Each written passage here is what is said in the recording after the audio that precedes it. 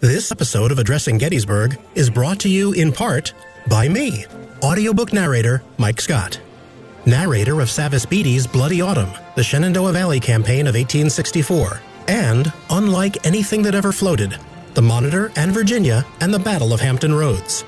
If you are an author or publisher interested in having your titles produced as audiobooks, or even just in learning more about the process, give me a shout. You can find my contact info on my website, MikeScottVoice.com. That's MikeScottVoice.com. Enjoy historical stories on the History Fix platform. Explore movies, short films, and documentaries. Addressing Gettysburg podcast fans receive an extra $5 off the first year's annual subscription. Sign up at HistoryFix.com and use promo code Gettysburg. Every subscription includes a 7-day risk-free trial. Escape into history with History Fix. The 1863 civilians of Gettysburg were reluctant witnesses to the Great Battle. Join Ken Rich, the man in the red shirt, for his historic town walking tours. You could book these tours by emailing ken@gettysburgtownhistory.com. That's ken@gettysburgtownhistory.com. And when you're in town, look for the guy in the red shirt. Want the freshest cup of coffee in Gettysburg? Then visit Bantam Roasters, formerly 82 Cafe at 82 Steinway Avenue. They roast all of their coffee in-house, and they have a full coffee bar to keep you caffeinated during your trip. Visit them at www.raggededgerc.com for their menu and shipping options for all of their freshly roasted coffee. Use promo code Hancock for 10% off your order in the cafe. And Civil War Trails. It's the world's largest open-air museum, and they offer over 1,300 sites across 6 states. Drive the Gettysburg campaign turn by turn, paddle to Frederick Douglass's birthplace, or hike to remote earthworks and artillery positions. Visit civilwartrails.org to request a brochure and explore their interactive map. Follow Civil War Trails and create some history of your own. All free episodes of Addressing Gettysburg are brought to you by our sponsors and our patrons over at patreon.com/addressinggettysburg. To become a sponsor, send an email to matt@addressinggettysburg.com. And to be a patron, go to patreon.com/addressinggettysburg today.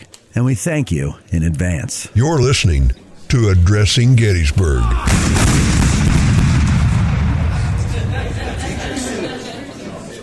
It got really quiet all of a sudden. Excellent. All right. Well, good afternoon, everyone. My name is Angie Atkinson, Supervisory Park Ranger here at Gettysburg National Military Park. Nice to see so many faces out on this holiday weekend. I know the weather has definitely helped us over the winter lecture series. Although, as I've told a couple of you, I'm still waiting for 3 to 4 feet. Just once, please. Just once. All right. Well, thank you and welcome to another installment of our winter lecture series.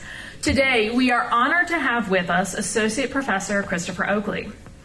Professor Oakley is a former Disney and DreamWorks animator who teaches animation in new media at the University of North Carolina, Asheville. Since 2013, he has been leading an undergraduate research endeavor called the Virtual Lincoln Project, in which he and his students are creating a digital photoreal Abraham Lincoln delivering the Gettysburg Address. His lecture, Placing the Platform, Using 3D Technology to Pinpoint Lincoln at Gettysburg, explores Professor Oakley's digital research that has led him to determine where Lincoln actually was standing when he delivered the Gettysburg Address.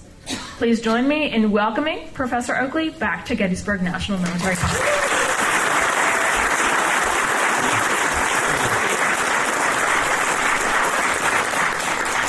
Well, thank you, Angie, for that very nice introduction, and thank you all for coming. This is really exciting. And I see a number of friends have come in too, so I'm really happy to see you as well. I've got a lot to cover, so I'm going to just jump right in, if that's okay. And so let's get started.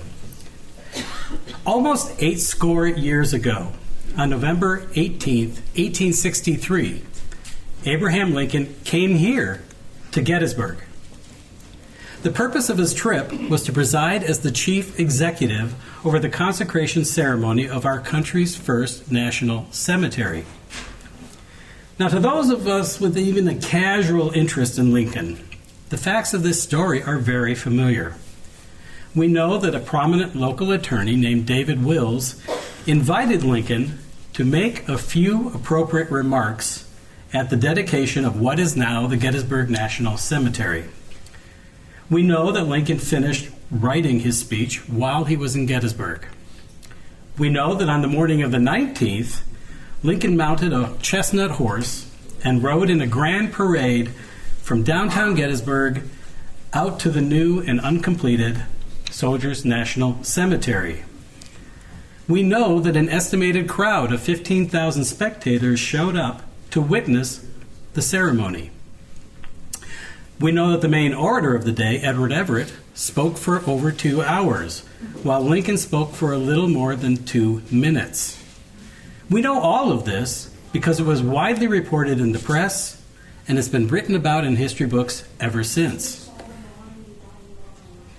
But for all of the hoopla over Lincoln's Gettysburg Address and all of the witnesses to it, there is one thing we don't know: where Lincoln was actually standing when he called for a national new birth of freedom.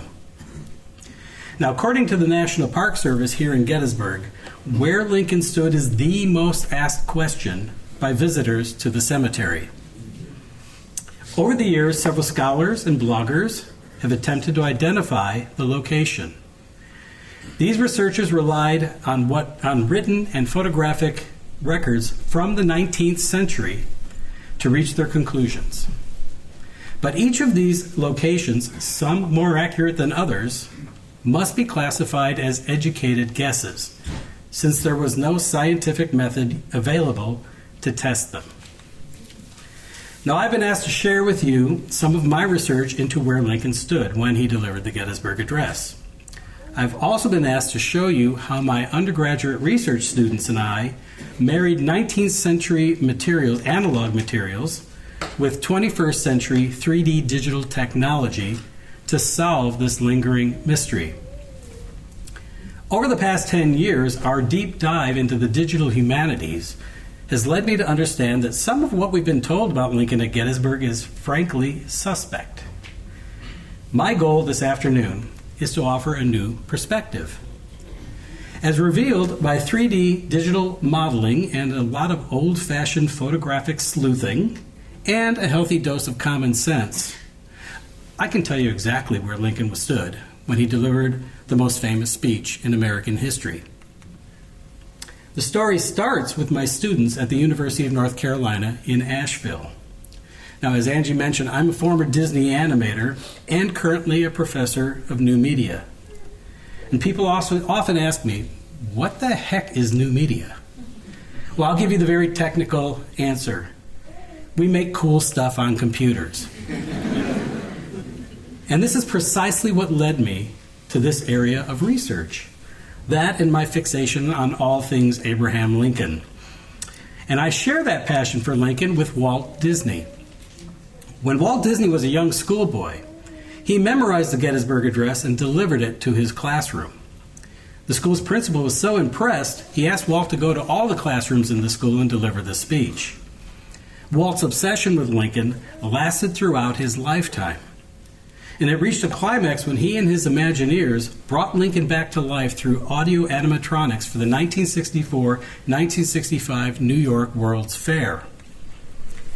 Using cutting-edge robotics, Great Moments with Mr. Lincoln still delights Disneyland audiences to this day. But I was talking about my students. Back in 2012, in the spirit of Walt Disney, I launched an undergraduate research endeavor called the Virtual Lincoln Project. The initial concept was to have my animation students create a digital photoreal Abraham Lincoln and bring him to life delivering his Gettysburg Address. We digitally scanned 2 life masks of Lincoln to get our project underway. We took those scans into a computer program called Maya, which is an industry standard software used for animation, digital modeling, and creating special effects for film and television. Several teams of students labored on this project over many years. Unfortunately, the project got put on hold because of the pandemic. Early in our production, however, we began building a 3D digital environment that would be needed for a recreation of Lincoln's speech. In 2013, I brought 9 of those students here to Gettysburg. The purpose of the trip was to make this place real for them and not just a series of zeros and ones on a computer. While in Gettysburg, we took hundreds of reference photos and videos. We even measured the iconic Evergreen Cemetery gatehouse with lasers. Because the gatehouse was a front row witness to the Battle of Gettysburg and to Lincoln's address, we knew that a digital model of it would be needed for our digital world. Using the measurements taken on site, as well as 19th century photographs of the gatehouse we found online at the Library of Congress's Prints and Photographs Division, my students created a highly accurate 3D digital model of the structure. When we got back to North Carolina, I downloaded Geographic Information System data from the internet for both Evergreen Cemetery and the National Cemetery. I gave that data to the UNC Asheville's Animation Science, Asheville's Atmospheric Science Department. A few days later, they gave me this three-dimensional GIS map. I took this map into our Maya modeling software and was completely blown away by its accuracy. Every hill, valley, stream, and road is clearly visible. To this surface, I added a Google satellite map, and it all lined up perfectly.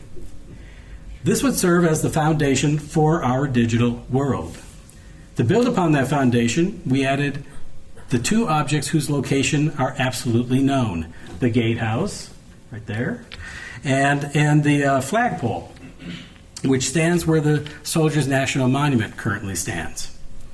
Finally, we added a 90-foot poplar tree that in 1863 stood across the street from the gatehouse.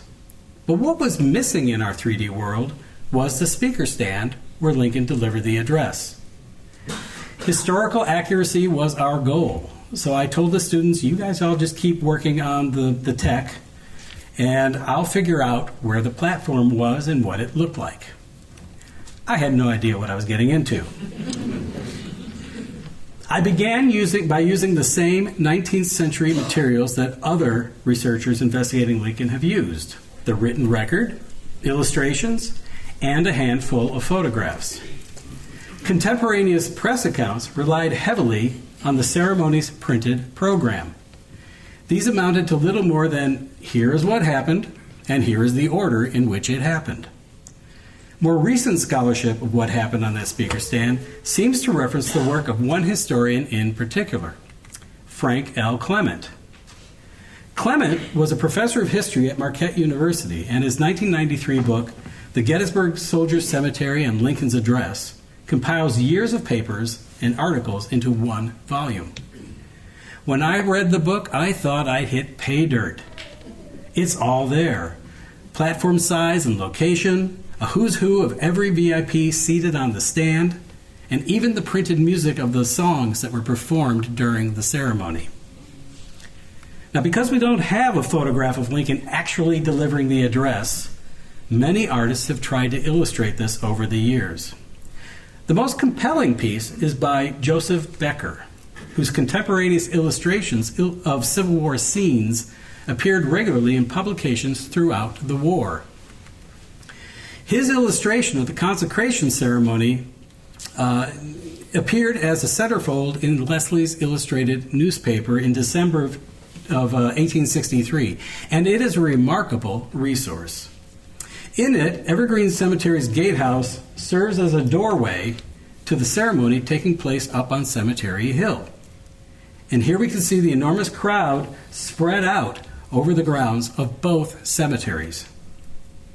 In this close-up, we can see Becker's rendition of the speaker stand right here, and which raises more questions than it answers. And we'll come back to that in a moment. At first glance, the photographic record of the consecration ceremony leaves much to be desired. Only 6 photographs of the actual ceremony are known to exist, and they were all taken at some distance from the speaker's platform. In all views, the crowd of spectators, soldiers, and marshals on horseback obscure the physical stand. But once you begin to get your bearings and learn to decipher blurred images, these photographs are rich with detail and crucial information. Civil War scholars have determined that the six photographs were taken by 3 photographers. 2 of the photographs were taken by Peter Weaver, who was based in Hanover, Pennsylvania. Weaver's first photograph was taken from the upper floor of the Duttera House, according to William Frazanito. Some of you may be familiar with Bill Frazanito's work. Bill was a U.S. Army intelligence analyst who made a name for himself as the expert on Civil War photography, and in particular, photography at Gettysburg. Now, the Duttera House was located at the base of the hill on Steinway Avenue, where the Quality Inn now stands. Several years ago, Bill Frazanito and I were having drinks at the Quality Inn's Reliance Mine Saloon, where Fraz, is what his friends call him, keeps his office hours. We were introduced to a man named Fred Scherfy, who had something he really wanted to show us. He pulled a folder out of a briefcase and then produced this image, the only known original print of this photograph. I'd previously seen poor reproductions of it, which I was using on our project, but Fred very kindly allowed me to use a high-resolution scan of his print for my research. This image looks uphill, past Tawnytown Road, across the National Cemetery, and into Evergreen Cemetery. The details in this photograph are astounding. In the foreground, you can see the Duttera's backyard being used as a parking lot for the carriages of the people who were coming to the ceremony. Up on the horizon, you can see the gatehouse, the 90-foot poplar tree, the flagpole, the rise of the speaker stand, and even the platform that Alexander Gardner was using to take his photographs. Crouched on top of that platform is a human figure, which could be Gardner or his assistant. This photograph also offers a sweeping view of the fresh graves at the National Cemetery and helped us to determine which soldiers had been buried. At the time of the ceremony, only 1/3 of the soldiers had actually been buried. The second photograph credited to Peter Weaver is this view of the ceremony taken from the second floor rear window of Evergreen Cemetery's gatehouse. In this somewhat washed out photo, we're looking uphill across the grounds of Evergreen. Spectators are making their way toward the ceremony. Here you can see them all walking up the hill. To the right is the National Cemetery. And as you can see, in 1863, there was no fence separating the two properties. To the left on the horizon, you can see the rise of the speaker stand. In the middle of the horizon is the flagpole. Over to the right, you can see a section of fresh graves on the National Cemetery side. You can also vaguely see Alexander Gardner perched high up on his platform taking his photos. We can also see what appears to be photographer David Backrack setting up his camera. Over the years of my research, I've become good friends with Brian Kendall, who's sitting right there. And wave your hat, Brian. So I've become good friends with Brian. And he's the superintendent of Evergreen Cemetery. During the 150th anniversary of Lincoln's Gettysburg Address, Brian allowed me to go up on the second floor window of the gatehouse where Peter Weaver took that photo. As I aimed my camera out the very same window, at approximately the same time of day, 150 years to the day after, I was able to understand why Weaver's shot was so washed out. He was shooting directly into the sun. 3 of the 6 dedication photographs have been attributed to Alexander Gardner. Stereophotography was quite the rage during the Civil War, and some of Gardner's most famous images were actually taken in stereo. I obtained these digital versions of the photos from the Library of Congress website, where you can search their online archives and download images and documents in high resolution. Taken from high atop Gardner's platform, these 3 views face northeast across the National Cemetery and into Evergreen Cemetery. In the foreground, soldiers in dress uniform and carrying rifles with fixed bayonets mill about, while several boys who are fascinated by the camera are posing. Assistant marshals with white sashes are processing on horseback past the flagpole and toward the speaker stand. Beyond the line of horses is the gatehouse and the 90-foot poplar tree. You can see East Cemetery Hill and Culp's Hill off in the distance. The speaker stand rises up just in front of the comfort tent, which was provided for Edward Everett, who had suffered a recent stroke and had issues controlling his bladder. To the right of the tent is the parking area for the VIP's horses. Further to the right and beneath a stand of trees is something called the Rocky Center, which is where boulders that were piled up after being excavated while digging graves in Evergreen were put. This is the second Gardner stereo view that I downloaded from the Library of Congress website. While downloading the image, I saw they also had a high-resolution scan of the right side of the image. I downloaded that file, and while examining it, noted that the negative plate was in such poor condition it was really almost impossible to discern what was going on. Looking back at the stereo view, I noticed that the left side was in much better shape, but I couldn't find a high-resolution scan of it. There was a button at the top of the website that was labeled Ask a Librarian. I pushed the button, and I sent them a text asking them if they had ever scanned the left side in high resolution. The next morning I received a reply. No, we haven't. Would you like us to? I believe I paid $73 to have Gardner's original glass negative plate scanned at a high resolution. And for several months, I was the only person in possession of this image. And what a boost it was to my research. When I remember that Gardner and his assistant were visible in Peter Weaver's photograph from the second floor window of the gatehouse, I wondered if the opposite was true. This scan of this photograph was in very high resolution. So I took the image into Photoshop and zoomed way in.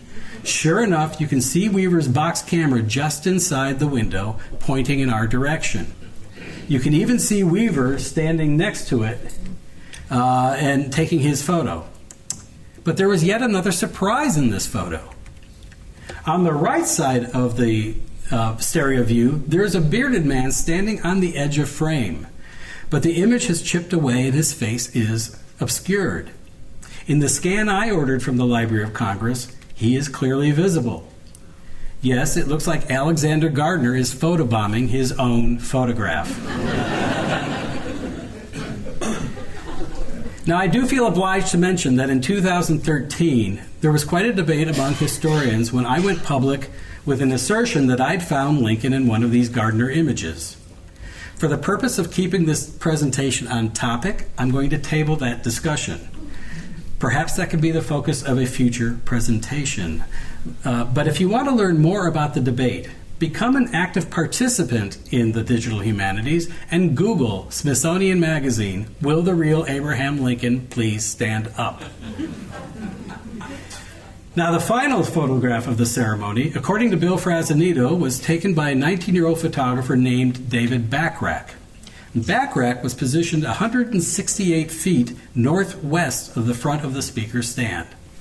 This photograph first came to the public's attention in 1952 when Josephine Cobb, chief of the still photo section of the National Archives, identified a photograph labeled "Crowd of Citizens, Soldiers, etc."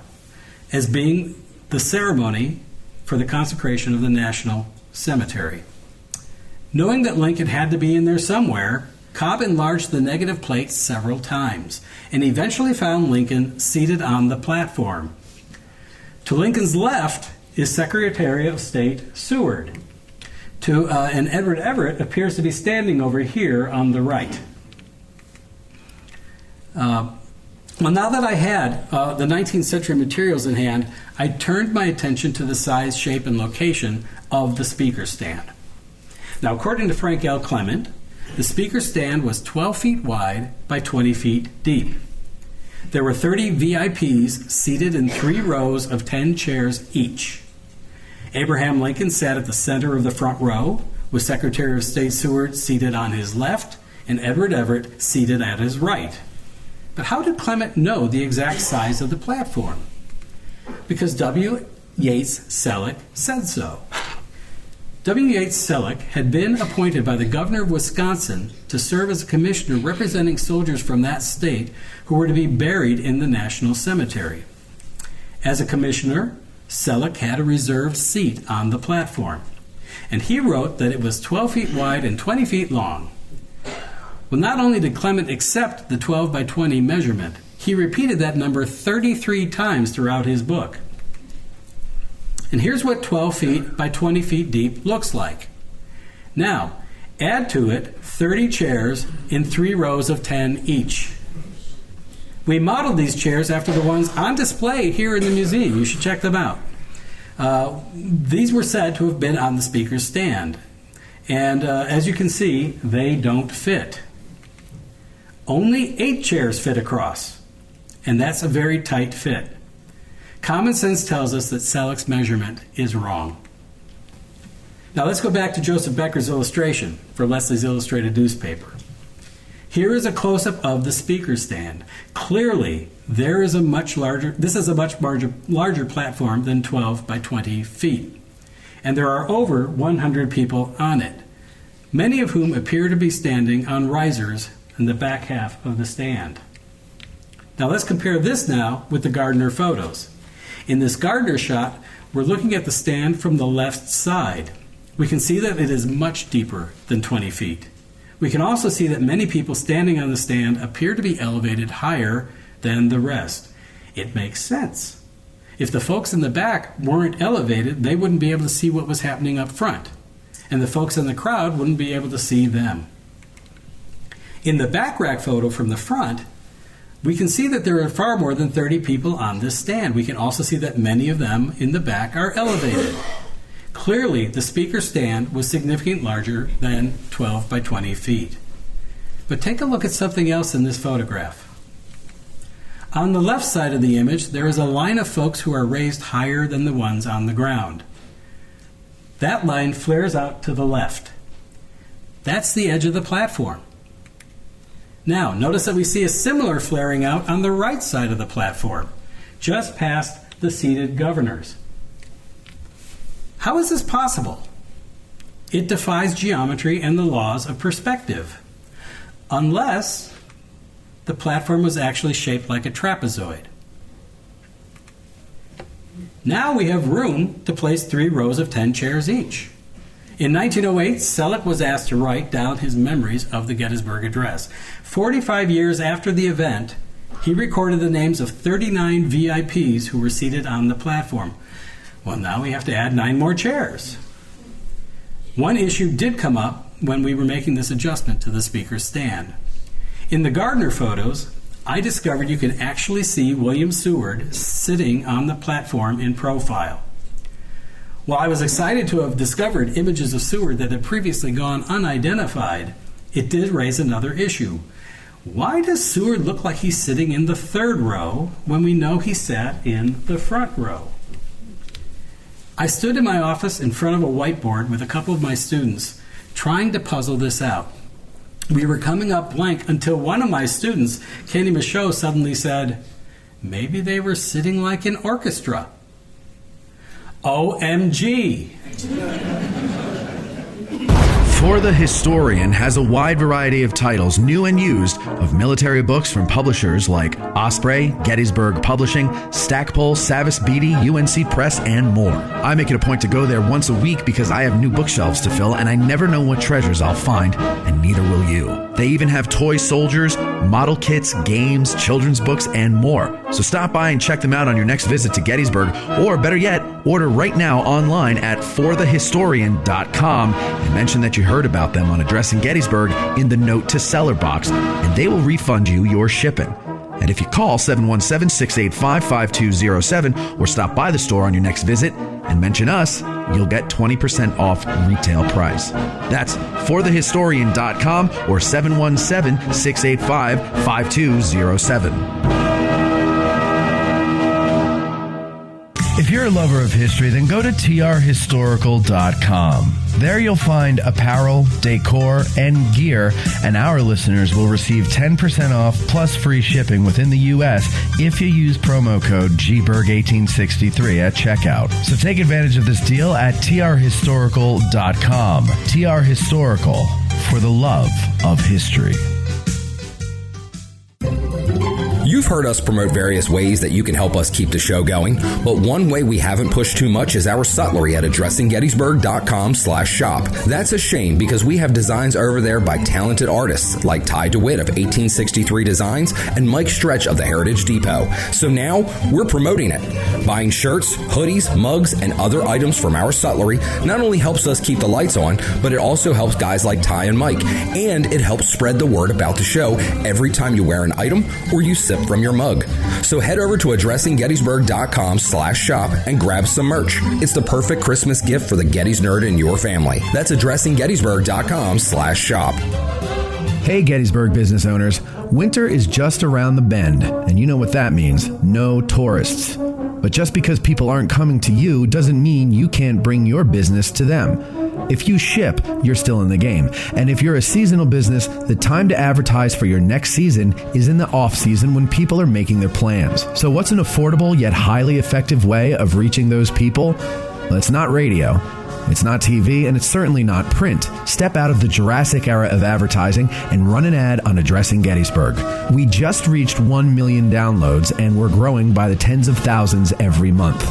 Beyond that, our audience is happy to support those who support their favorite podcast. So email sales@addressinggettysburg for more information about advertising on our show. We look forward to helping your business grow. That's sales@addressinggettysburg.com. If they were sitting in a semicircle, from the side, the middle of the three rows would look like they're further back. It would also explain why the stand was shaped like a trapezoid. Looking more closely at that back rack photo, you can see the curve. The folks sitting on the ends are a little closer to the camera than the ones in the middle, and they're sitting at an increasing angle to the camera. By the way, a couple years after figuring this out, I was standing in the pre-show area at Disneyland waiting to see Great Moments with Mr. Lincoln. There was a concept painting by Disney animator John Pomeroy hanging on the wall, and it depicted Lincoln delivering the Gettysburg Address. And you can see the gatehouse up here. The artist has them seated in orchestral formation on a trapezoidal platform. Okay, we now have a shape, and as you can see, I've also indicated the size. We'll get to how I arrived at those dimensions in a moment. Now we need to figure out where the platform was, and that piece of the puzzle took years to figure out. In his personal copy of the revised report of the Select Committee of the Soldiers' National Cemetery from 1865, W. Yates Selleck drew the location of his 12 by 20 foot speaker stand on a map inside the report.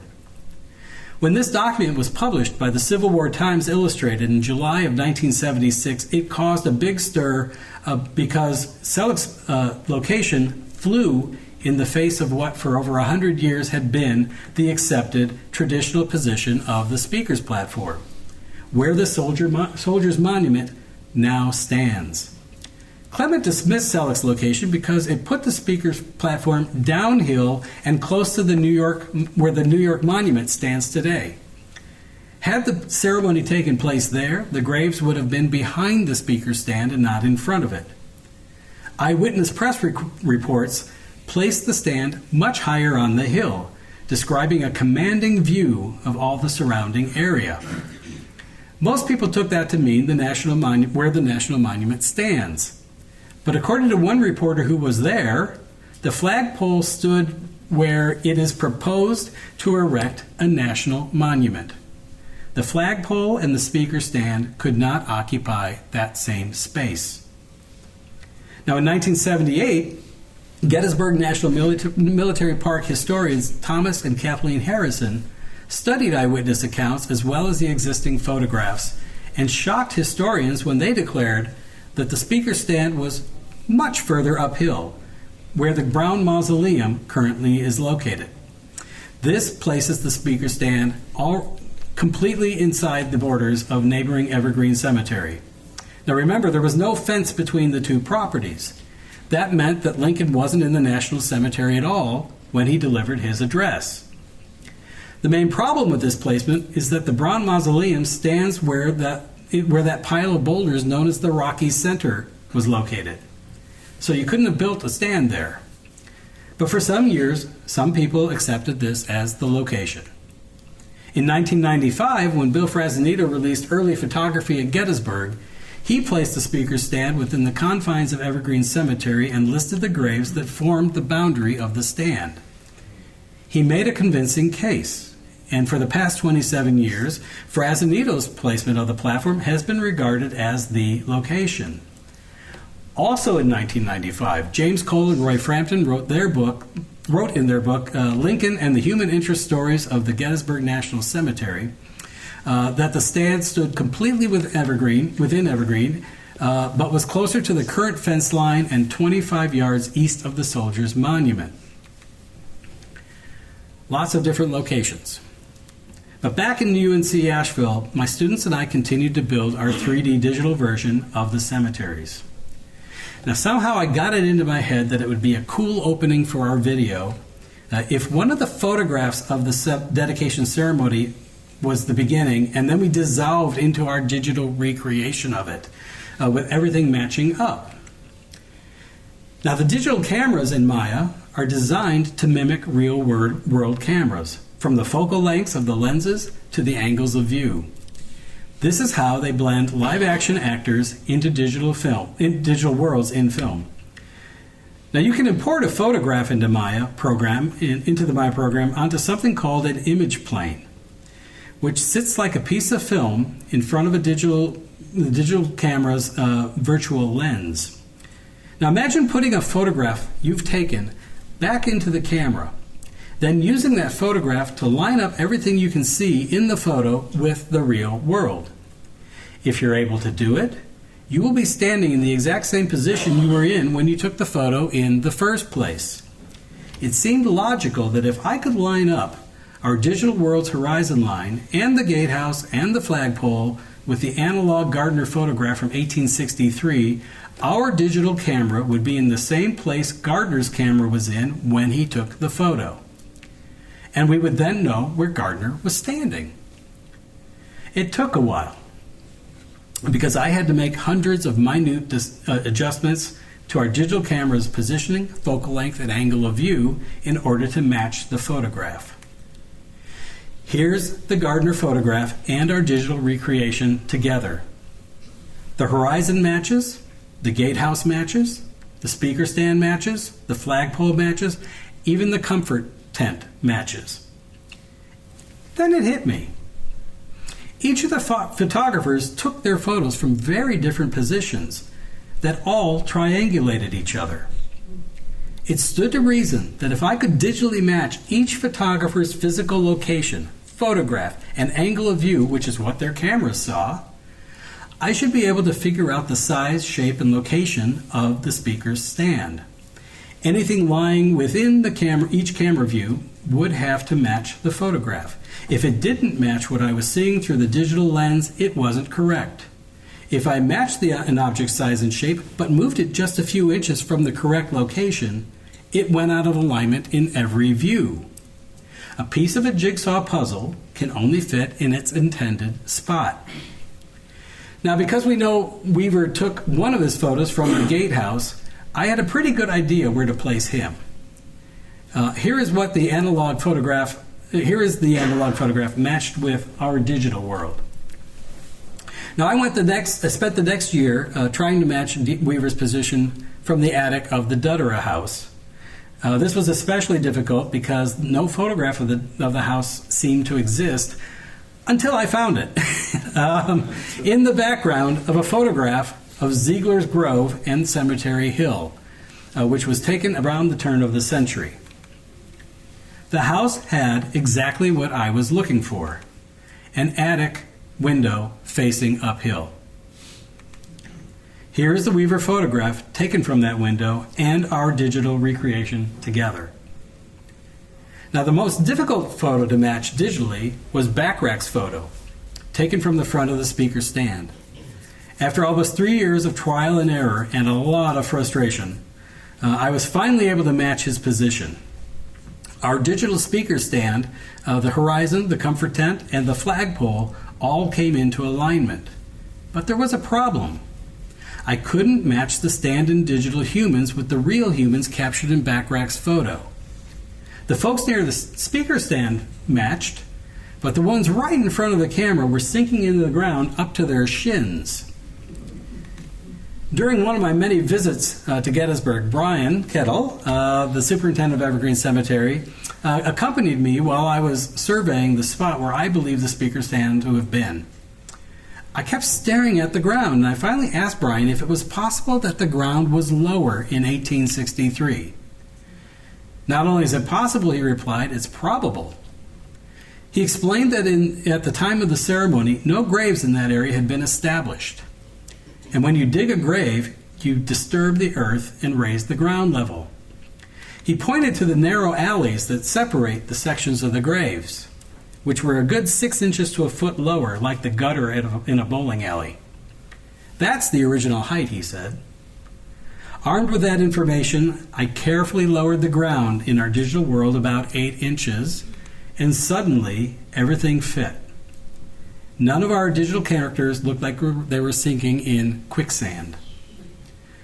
Now, the last piece of the puzzle fell into place. Here is the Backrack photograph and our digital recreation together. The horizon matches, the speaker stand matches, the flagpole and the comfort tent are where they're supposed to be, and the people are standing firmly on the ground. Coincidentally, just a little over 3 months ago, Chris Gwynn, the Chief of Interpretation and Education for the Gettysburg National Military Park, sent me a PDF of their 466-page Cultural Landscape Report for the Gettysburg National Cemetery, which was written in 2017. The report discusses at length the Civilian Conservation Corps project that transformed the park in 1934. In the 71 years since they had been laid, the semicircular headstones in the cemetery had settled on their stacked stone bases at different levels and rates.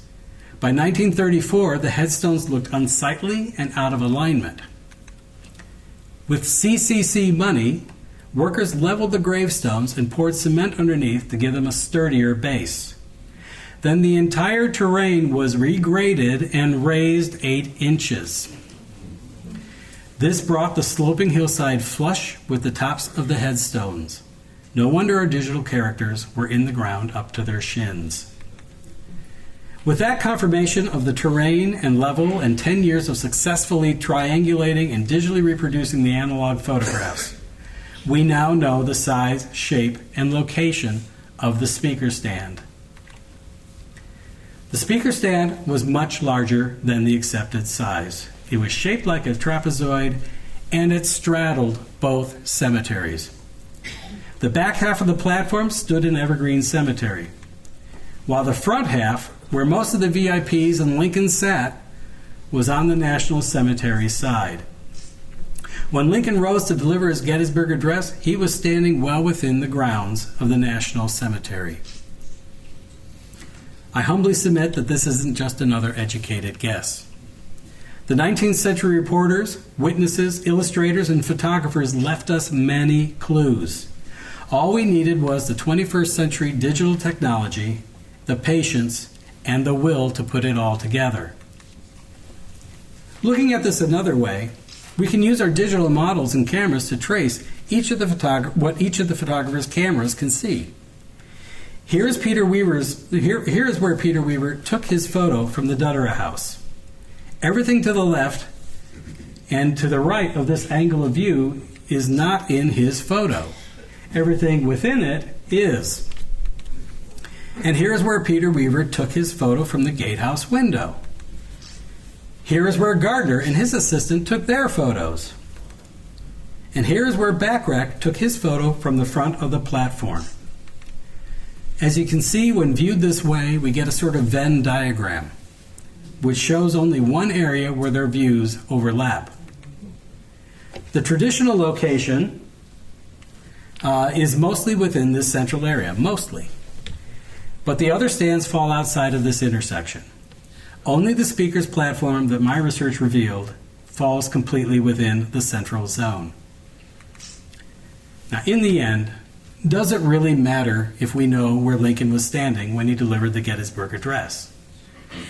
Certainly what he said matters more than where he said it. But I believe it does matter.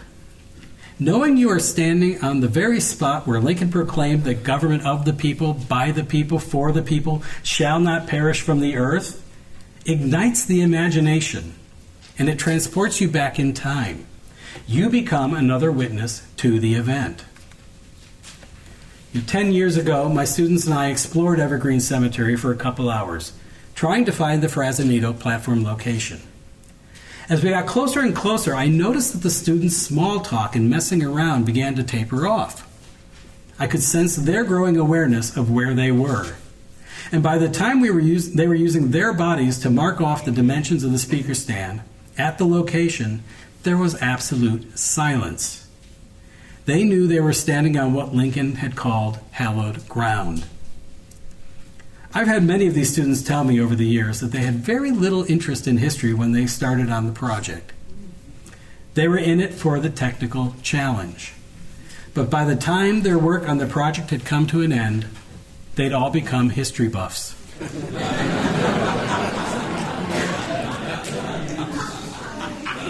The digital humanities was the gateway to a world they had not yet explored, and the journey for all of us was incredibly immersive.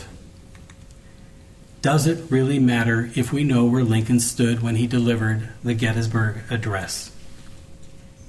Absolutely. Thank you.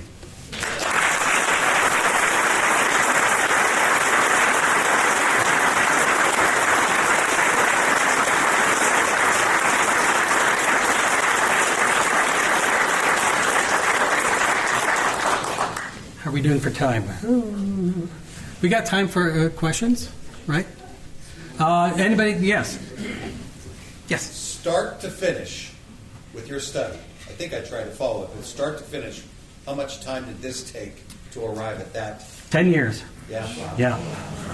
I mean, I figured out mostly a couple years ago, and then the pandemic hit, and I had to sort of pause things. But it was mostly, it took mostly about 10 years to really feel. And with that report coming in from the National Park Service, which was just the icing on the cake, that was 10 years. Let me follow that up with, when you finally got to this, what did you do? This? Yeah, when you've got this, you're like, okay, this is it. After my head exploded? I went to the New York Times with it, and they ended up putting it on the front page, which was nice. And I'm planning on writing a book, hopefully, to detail all of this. Any other questions? Yes? Professor, very, very impressive, 10 years of research. One of the things that the professor missed is when the students went too interested in history, and now they are, history coming alive. Very impressive. Oh, thank you. Well, it's very important. It's students today, they live in their cell phone, right? And it's important to find a way to reach them when technology is something. I mean, they grew up with it, right? So you need to reach. You need to go where they are. And this was a perfect opportunity to do this. Now, it was not at all what my plan was at the beginning. I thought this was going to be a semester. I thought we're just going to make Lincoln and be on and move on. But we, as we kept going and we kept discovering things, and with the photo discovery of Lincoln, and it all just kind of blew up. And we knew that this was much bigger than any one of us, and we just had to keep going. But for the students, it was, that was a joy to work with them on this, and to see their enthusiasm. Yes? I'm going to ask, is the digital delivery of the address something that is close to completion? I would say it was, and then we had some setbacks with it, and so we're reconfiguring a little bit. And we're also going to Lincoln model number 8, I think, to even improve upon the version you saw in there. Yes? Yes, with what you described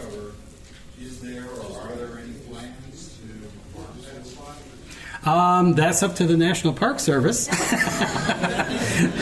You can lobby for it, maybe lobby a senator or two. But I would hope that eventually there will be something there. I can tell you exactly where it is. If you stand, if you're in the cemetery with your back to the National Soldiers Monument, looking at Evergreen Cemetery, there's a bunch of rhododendron there, and it's the third rhododendron from the left. So, if you're standing in front of that rhododendron, you're pretty close to where Lincoln was standing. So, yes. Sir, now that this case has been cracked, what else whets your appetite towards further inquiry? I'm certainly not done with my Lincoln fixation, so I have to figure out what I'm going to do next there. But I would love, to partner with the National Park Service on anything they may have questions about. And next time, the big thing is to write the book. I need to get this written, and not just be a presentation. Yes. I got another one for you. Okay. You want to go on deeper? I understand that the fence that separates the two cemeteries, part of that fence was brought up from Washington, D.C., where Sickles assassinated his thought-to-be lover to his wife. Right. Okay, the fence that was used, the fence that was down there is where the action took place. Yes. They moved that fence up here. Can you find where if that person was assassinated? In that particular area of the fence? Well, boy, that would be interesting. That would be interesting. Yeah, but it used to be at Lafayette Square, so that would be. Maybe there's a little. Maybe I'll have to get out there with the blue lights, or whatever, the black lights to see if I can find bloodstains. Yes. Since your research has seen the light of day, especially with the New York Times article, have you been in communication with those who held the previous views? Oh, yes. Cole, Frampton, I've not been in touch with them, but Bill Frazanito and I are good friends. Okay. And he was my mentor. Okay. I really want to make that clear. I'm not here to try to discredit it. He came close. He came really close, and using a lot of he didn't have the technology I've got at his fingertips. Does he accept this view? Yes. And he said as long as I haven't changed anything from the last time I presented it to him, he's comfortable with it. So he just wanted to make sure. You haven't changed anything, have you? And I'm like, no, it's the same. So, but but he was.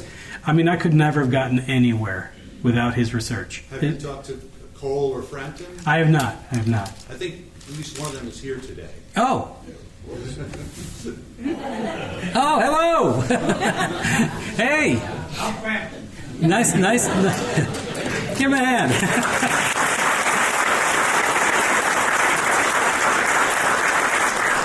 We will talk. Yes. Are you familiar with the two-Gardner photograph called Harvest of Death? Oh, yes. Where have they been located? Frazanito, I think, have been. Say what? Were they taken on the first day? Oh, that I'm not sure. But Bill wrote a lot about that. Yeah, they did some minor research, nothing to the degree that you've done, obviously. Right. But I think I know where they were taken. I'd like to talk to you about it. Okay, cool. Yeah. Yes. How will the voice for your virtual Lincoln be created? With an actor and with an. Say what? Who's it going to be? We've had several people in mind, and I hesitate to say who our number one choice is at this point, since this is going to be online. But Lincoln had a high-pitched voice, and you always hear the sonorous Gregory Peck voice coming out, and it's never that. He had a high-pitched, unpleasant voice, and he knew that, And when he spoke at the Cooper Union, when he spoke there, I mean, he knew it took people 10 minutes to get used to his sound, so he would put the beginnings of the speeches, he would load them up with stuff that was inconsequential, and then he would get to where he wanted to be, because by then they were used to it. But he had a Kentucky drawl and a high pitched, somewhat effeminate voice, and so it's very different from what we've been told over the years. So we're definitely going to go for that. Yes, way up there. The guy next to me has a question. Yes. Okay. What happens to the stand After the speech? Did people put the relics on him? I don't know. I've seen some places where people say, "Here's a piece of the stand," on eBay. These are the same people who cut up a piece of hair and give you like a thing and say this was Lincoln's, or take a Lincoln letter and cut it into shreds so you get one letter. And I think those people should be something. But yeah, I have seen online where people say, "Here's a piece of the speaker stand," but who knows? You got to remember that when the speech was given, nobody knew what this was going to become. The Gettysburg Address was considered Edward Everett's speech. And so, and it depended on which side you were on. If you were a Democratic paper or Republican paper, the reaction to Lincoln's speech was, "Oh my God, it was the most brilliant thing ever," or that really insulted the dead soldiers, and what a horrible thing he did there. So it really depended on all of that. So I don't think anybody really knew at the time what that was going to become. Is it true that Lincoln didn't like the speech? There's been a lot of talk about that. Lamon, his friend and bodyguard, who was the chief marshal that day, claimed years later that Lincoln told him as he was coming back from giving it, saying, "Lamon, that speech won't scour," and that they're disappointed. But there's really no evidence of that. And in fact, I think he knew kind of instantly that so many reporters on the train going back to Washington were wanting him to dictate it out and to write it down. So I think he was getting an inkling early on. And then Edward Everett wrote to him and said, "I would flatter myself if I came closer to the occasion in my 2 hours than you did in your 2 minutes." So I think Lincoln had a pretty good idea that and then he was asked to make copy after copy after copy. So I think he had a pretty good idea but it took the country a long time to adopt this as the gospel, right? Anything? Oh, yes, in the back. Does anybody know how many state governors attended the speech? Yes, and I'm trying to remember the number myself. I'm thinking there's at least 5 or 6. Do we know what states they were? Yes. Yeah, Governor Seymour was there from New York, Curtin from Pennsylvania. Oh boy, their names are going to go right on my head. But yeah, there are several, but there were several governors who were there representing their states. Yes, I saw another hand somewhere. Yes, there's over here and then there. Over the course of time, how many students were involved in this project? Thank you for asking that. Over 100. Over 100 students have worked on this project over the time. And the problem with that is because you're only allowed to do undergraduate research for 2 semesters. So in order to, so I had to keep getting new team. And every team that came in said, "Oh, we can do better than that." So that's why we're on Lincoln 8.0 because they're like, "Oh, we can do a much better job making it more human." Trust me, the first Lincoln looked like he was right out of a video game, and you wouldn't want to get any closer than 80 yards from him. So yes. Usually when you hear the Gettysburg Address, it's straight through, and there are reports that at the end there was silence and people thought it was like a prayer. But I've seen at least one newspaper report that at various points there was applause. Yes. And then at the end it says sustained applause. Yes. Are you going to put that into the program? I'm thinking we're putting the applause in.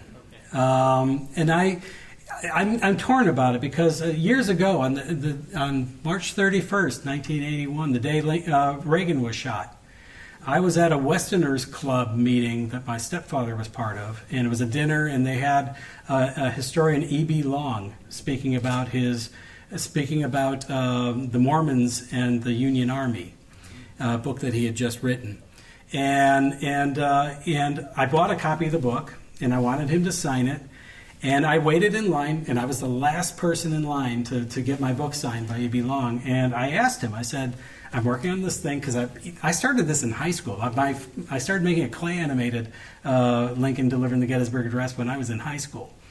And I said, was there applause? And he said, oh, no, it was a solemn event. But I've seen, I don't think they would have put in the breaks in there if they, and more than one reporter wrote that. So I think there probably was applause. Also, just as a side note, that night or the next morning, E.B. Long died in his hotel room, and I have the last signed book. So, anyone else? Yes. Your evidence seems insurmountable. Do you have any detractors? No.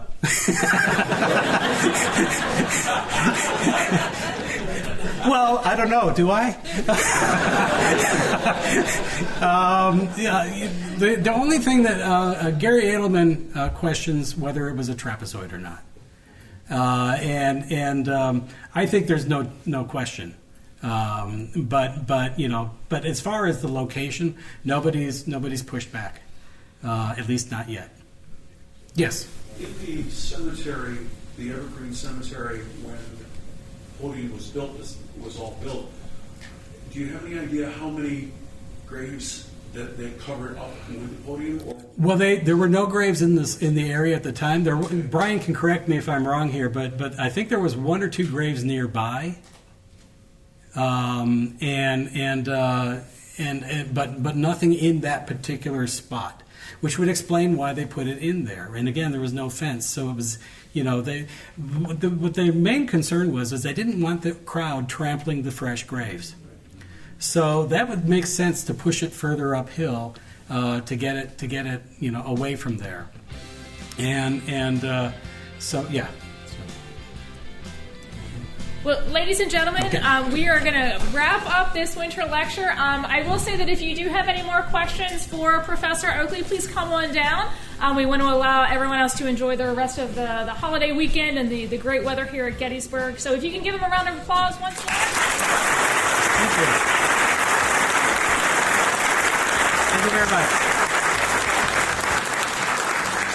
Need a Corps badge or other insignia for your uniform? Then check out the Badge Maker. Here's what some of his satisfied customers had to say. Miranda said, I ordered an identification disc from Joe and it's fantastic. He hand-stamped it exactly as I wanted. Greg said, my unit has purchased from him in the past quality badges and good service. And Jerry S. says, the Badge Maker is the go-to place for accurate replica Civil War badges. So go to CivilWarCorpsBadges.com and attach a message with your order saying you heard about him on Addressing Gettysburg. Our hearts so stout have got us vain, for soon 'tis known from whence we came. Wherever we go, they dread the name of Garryowen in glory. Instead of spa, drink down ale and pay the reckoning on the nail. No man forget shall go to jail from Garryowen.